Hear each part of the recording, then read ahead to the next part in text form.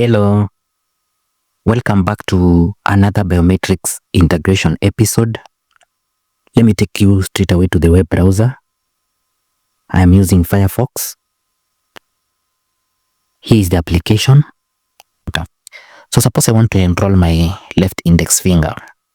So I'm just going to bring the cursor here, select the left index finger, click OK.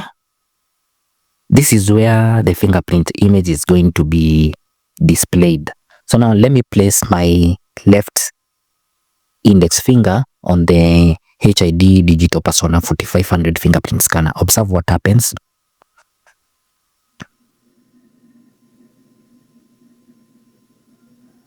Did you see what happened? This button changed to OK, and we have a finger in the center, that is in the oval rectangle, and we now have the left index having this green color showing that it has been enrolled. This is a preview.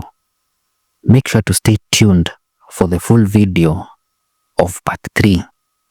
The link will be in the pinned comment